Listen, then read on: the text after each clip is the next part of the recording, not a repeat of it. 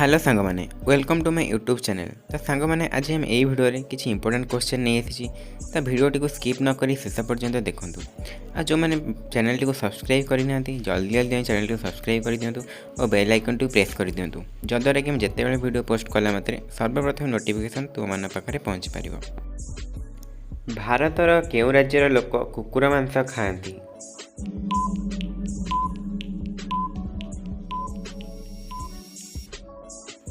एहार सठिक उत्तर नागालैंड। भारतर नागालैंड राज्यर लोक मैंने कुकुर मांस खाई।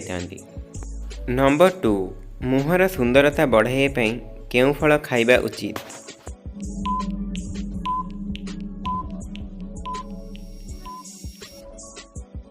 एहार सठिक उत्तर कमला। मुहर सुंदरता बढ़ाइबा कमला खाइबा उचित। नंबर 3, केउं शाग खाइले डायबिटीज कंट्रोल रुहे?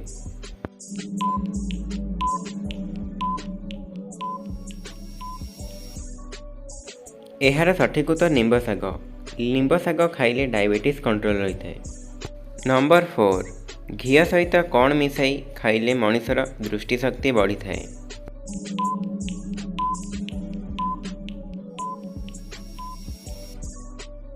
एहार सठिक उत्तर गोलमरीच।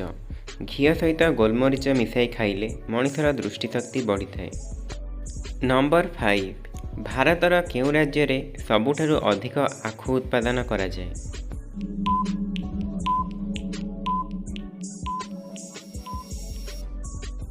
एहार सठिक उत्तर उत्तर प्रदेश। भारतर उत्तर प्रदेश राज्य रे सबुठारु अधिक आखु उत्पादन करा जाए।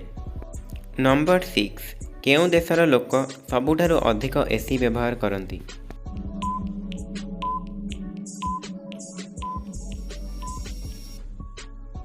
एहार सठिक उत्तर जापान। जापान देशर लोक सबुठारु अधिक एसी व्यवहार करती। नंबर 7, साप विष केउं रंगर होइथाए?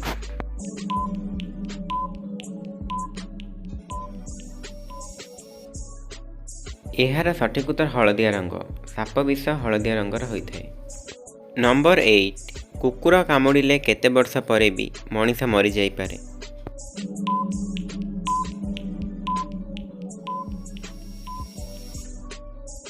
एहार सठिक उत्तर 25 वर्ष। कुकुर कामुड़िले 25 वर्ष परे भी मनीष मरी जाई थाए।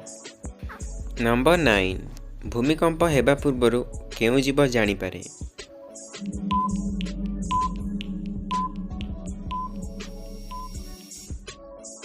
एहार सठिक उत्तर माछ। भूमिकंप हेबा पूर्वरु माछ जानी पारि थाए। नंबर 10, सिमेंट काम करुथिबा लोक प्रतिदिन कौन खाइबा उचित?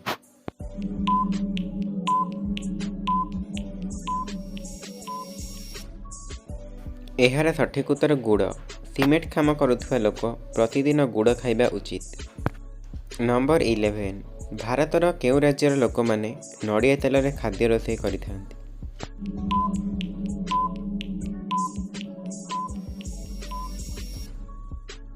एहार सठिक उत्तर केरल। भारतर केरल राज्यर लोक माने नड़िया तेल रे खाद्य रोषेई करी खाइथांती। नंबर 12, कोचिया मांस खाइले केउं रोग भल होई जाइथाए?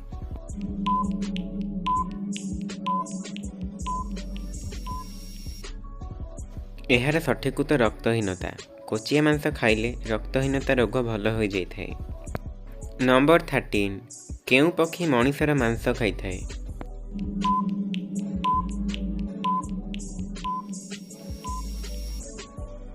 एहार सठिक उत्तर शागुणा।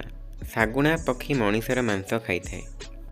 नंबर 14, केउं फल खाइले आखि केबे भी खराब होई न थाए?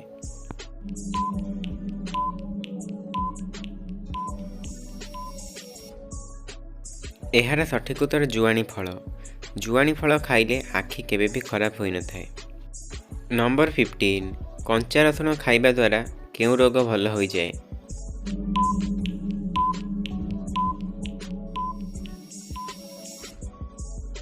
एहार सठिक उत्तर ईसनफुलिया। कंचा रसुण खाइबा द्वारा ईसनफुलिया रोग भल होई जाए।